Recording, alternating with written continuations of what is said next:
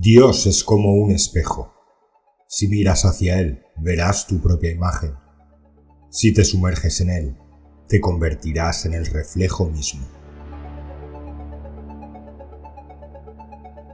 La gran mayoría de vosotros ha escuchado hablar del Dr. Jacobo Grinberg y su enigmática desaparición, y sin duda, también estáis familiarizados con sus asombrosos estudios sobre las capacidades extrasensoriales del ser humano.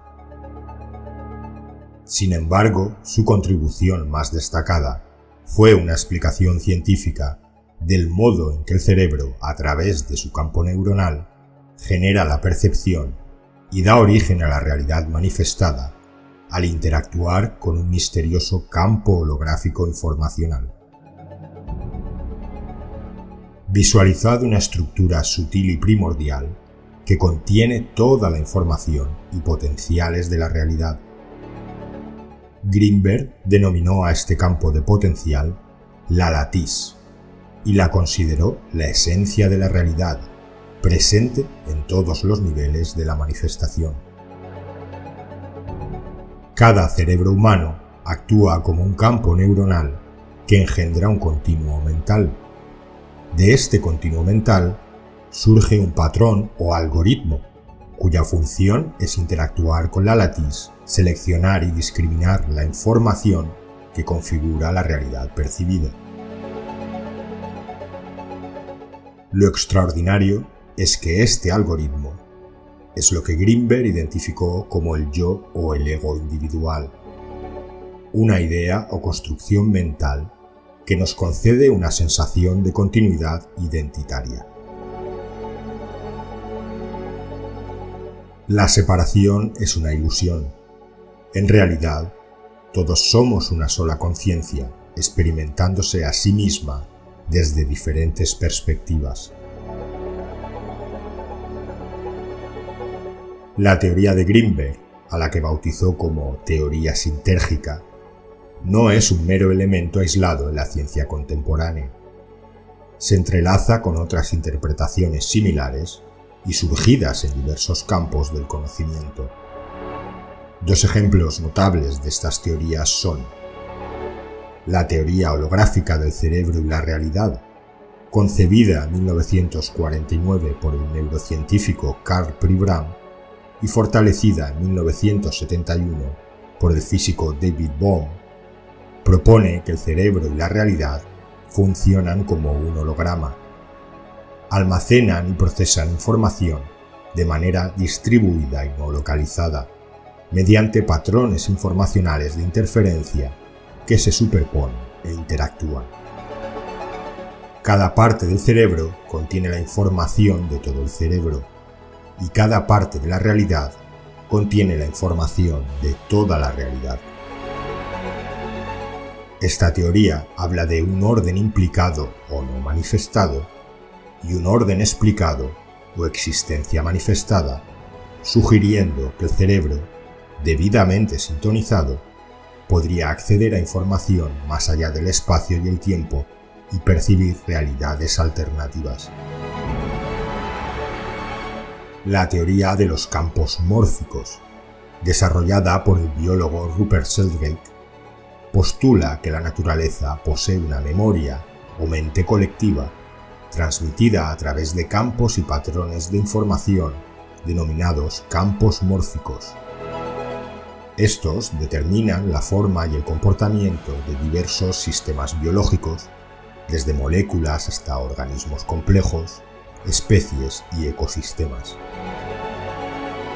Los campos mórficos no son estáticos, sino que se ven influidos y estimulados, intercambiando información con campos mayores que los generan y afectando a los campos que engloban. Ello explicaría los fenómenos como la evolución biológica y los comportamientos naturales e instintivos de las especies. Muchos son los nombres de Dios e infinitas las formas a través de las cuales Él puede ser abordado. Consciente de que la realidad es más compleja y misteriosa de lo imaginado, Jacobo Grinberg se dedicó a investigar y explorar en profundidad todas las manifestaciones humanas que respaldaran la validez de sus ideas. Se sintió particularmente fascinado por el fenómeno del chamanismo, una forma de espiritualidad que se basa en la comunicación con un mundo invisible de espíritus, ancestros y fuerzas de la naturaleza. Los chamanes, mediante el uso de técnicas como el canto, el baile o el consumo de plantas sagradas, ingresan en estados alterados de conciencia y parecen ser capaces de moverse en estas otras dimensiones o alterar la realidad conocida para sanar enfermedades, intervenir en el clima o predecir el futuro. Para Greenberg, la clave estaba en que, sin saberlo, los chamanes usaban su propio campo neuronal, su propio algoritmo individual, para intervenir a voluntad en la latiz holográfica. En este vídeo exploraremos introductoriamente las fascinantes reflexiones de Jacobo Greenberg, centrándonos en el concepto de ese yo individual como algoritmo, su interacción con la latiz y su capacidad de complejización y autotrascendencia. Estas son las reflexiones que hemos seleccionado.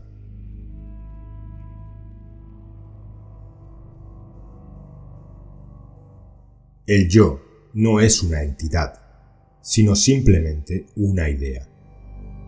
Es un algoritmo relativo de alto poder, es decir, un patrón coherente que contiene en forma concentrada una gran cantidad de información. Su carácter relativo se debe al hecho de que el algoritmo final cambia de acuerdo con las modificaciones de la información que la nutre. El yo como idea no es absoluto. Su principal característica es su relatividad, y esta se demuestra por el hecho de que el yo puede transformarse o incluso eliminarse. Pero el yo se percibe con tanta fijeza como rigidez tiene la idea con la cual se identifica.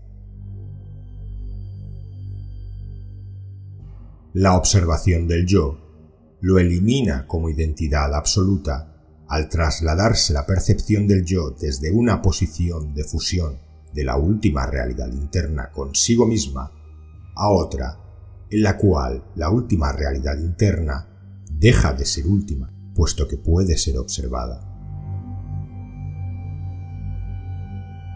Pero el yo no se vive como idea ni se le experimenta como relativo, más bien su experiencia posee tal sensación de realidad que se le reverencia como absoluto.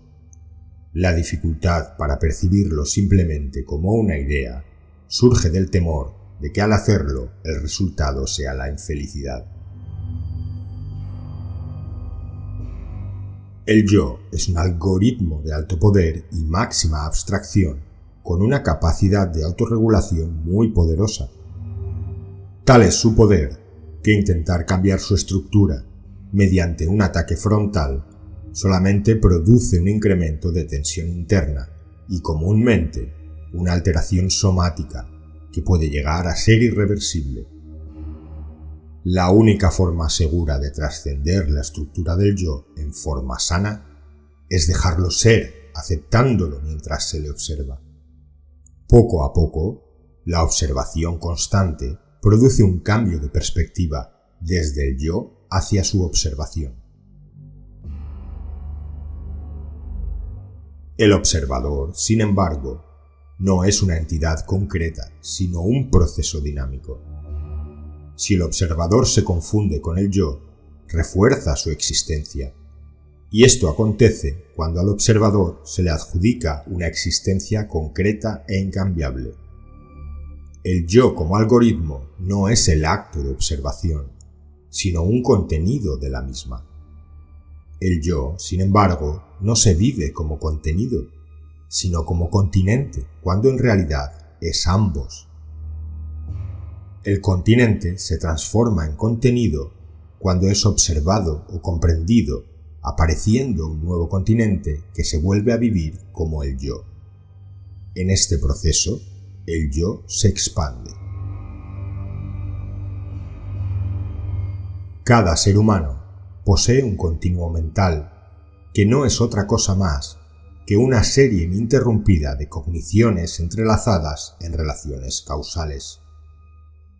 Este continuo mental es intransferible y es relativamente individual.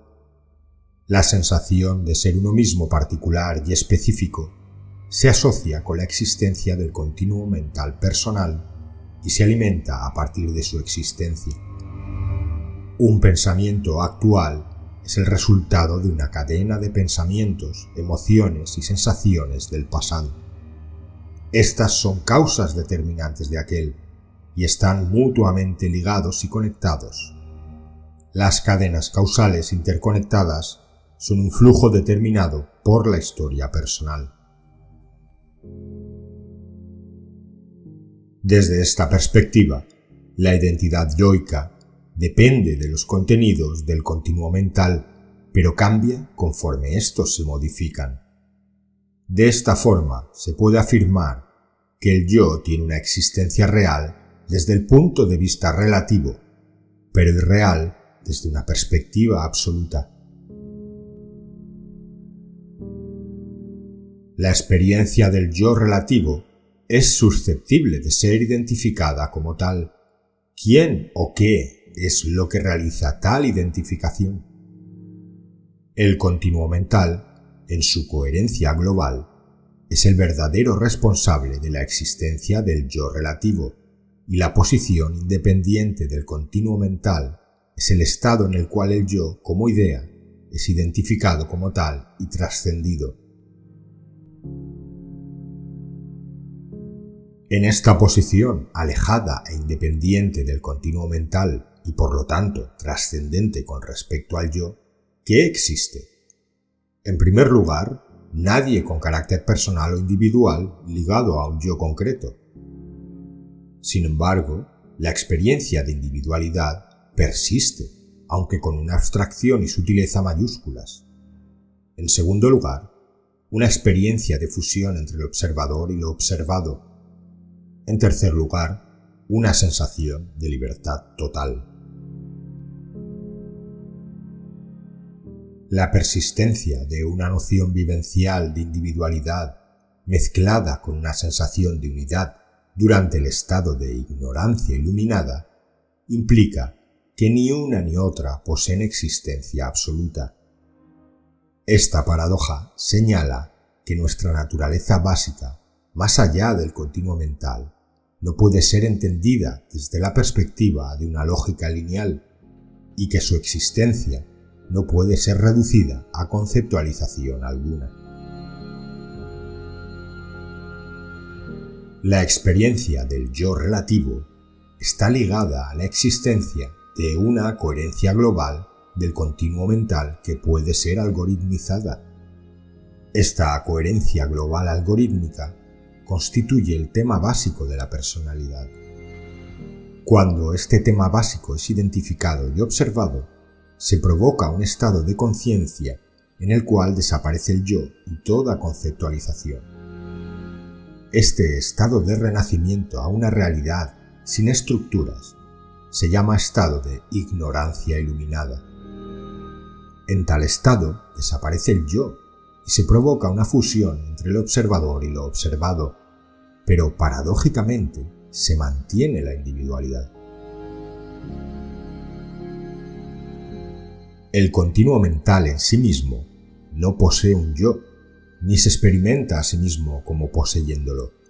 Sin embargo, sí posee una cohesión interna y una coherencia global que se interpreta como el yo. Esta interpretación resulta de un proceso de algoritmización, el cual logra identificar la coherencia global del continuo mental a través de una serie de operaciones cerebrales que implican una búsqueda de invariantes. El cerebro actúa como una computadora que analiza y decodifica los contenidos resguardados en el continuo mental, manifestándolos en muy diversas formas, entre ellas la experiencia del yo. La mente es compartida y no privada. Los pensamientos y el estado de conciencia de un sujeto se comunican directamente a otros sujetos. La mente, en realidad, forma parte de la misma interacción de campos de la cual surge la experiencia sensorial. La máscara es lo aceptado y la sombra lo rechazado. Cuando la sombra se activa, el sujeto acusa al exterior o a otros sujetos por su aparición. En los casos más graves, la sombra se manifiesta como alucinaciones o delirios de persecución.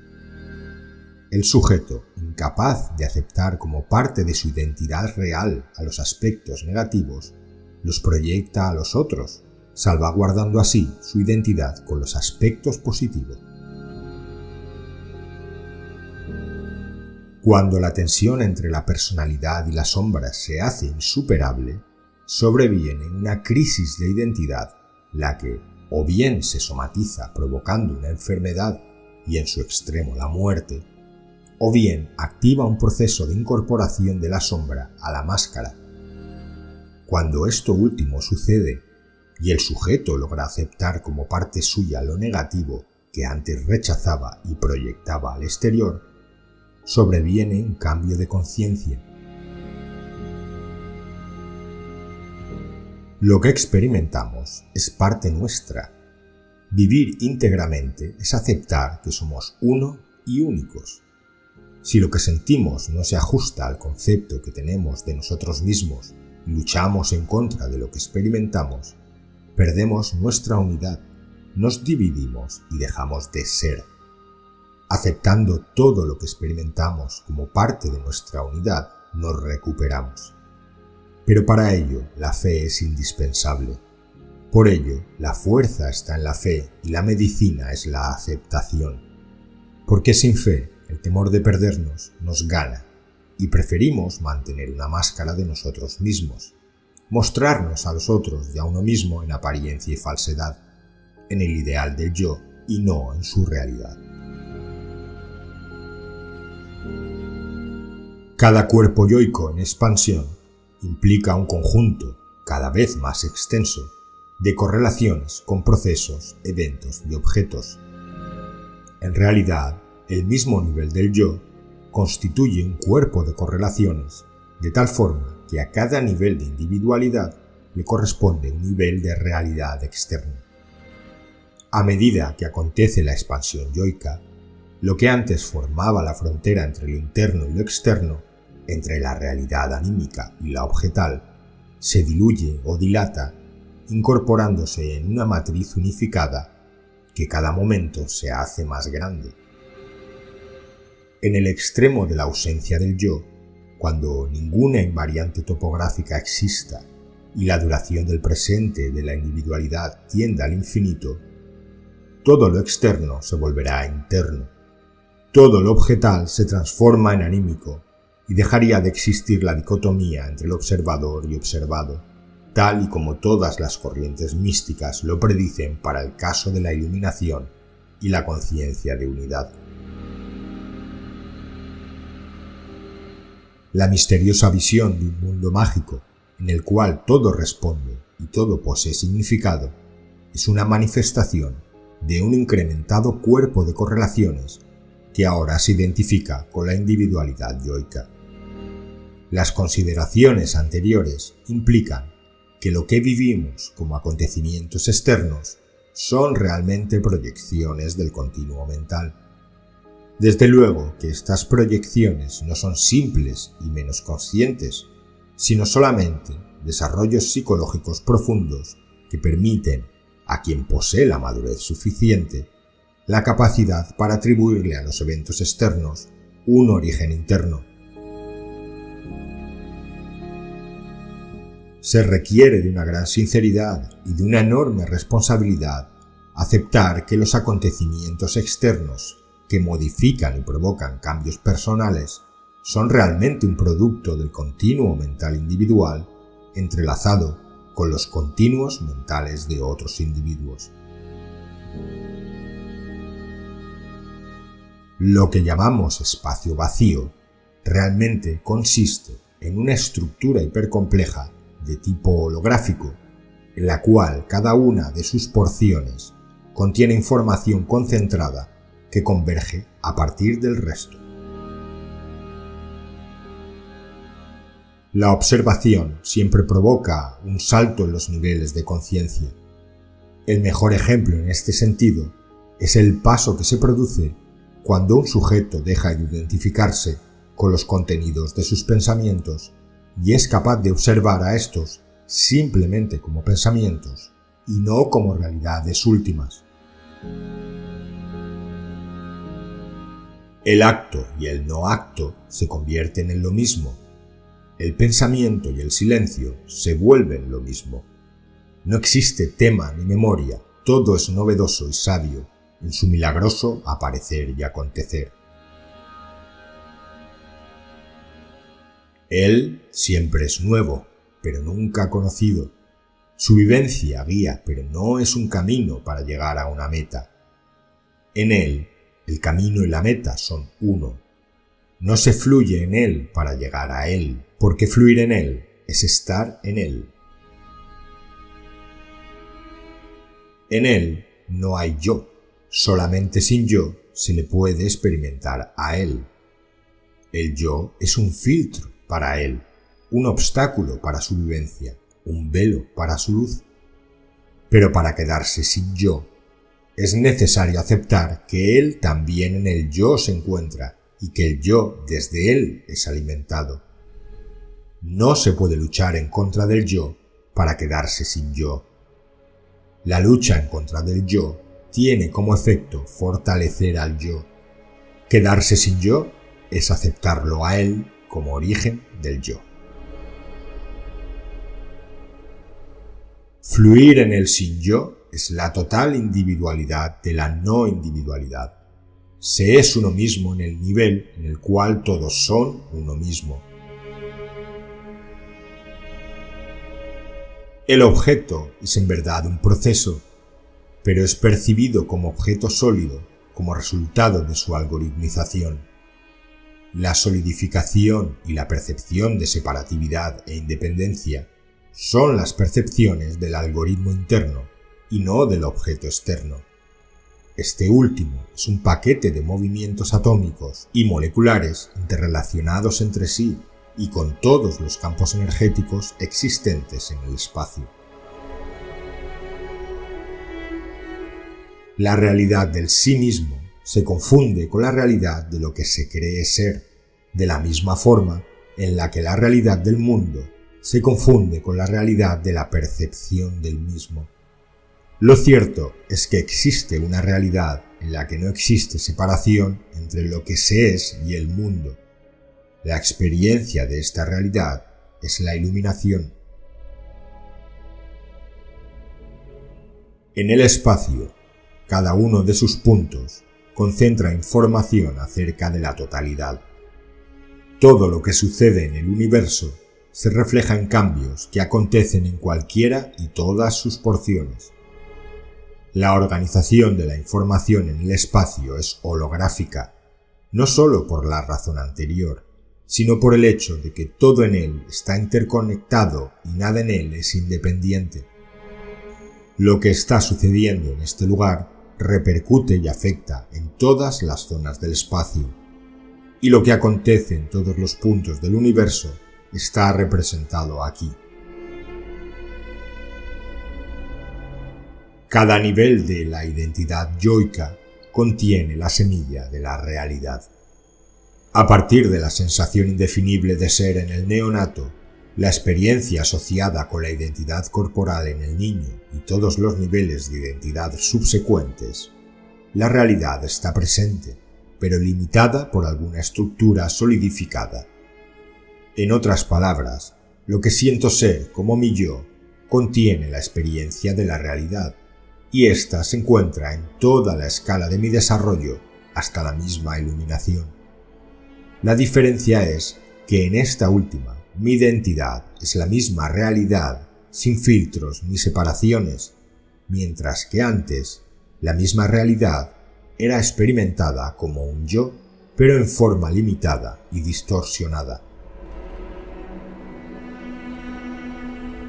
El yo desde el cual observamos el mundo es el mismo yo desde el cual el mundo se observa a sí mismo. Experimentar el hecho de que la imagen se ve a sí misma y el sonido se oye a sí mismo es situarse en la realidad de la iluminación, y allí el sabor de ésta es pleno y completo. En todas las demás identidades, la experiencia del yo también contiene el sabor de la iluminación, pero en un grado menor y con una cognición equivocada. En la realidad, nada existe excepto ella, porque la solidez de todo ha desaparecido. Esta desaparición se produce cuando se percibe con claridad que la solidificación fue solo un mecanismo adaptativo y necesario para evitar ser internado en un hospital psiquiátrico occidental. La identidad sin solidificación es la identidad de un yo sin separaciones.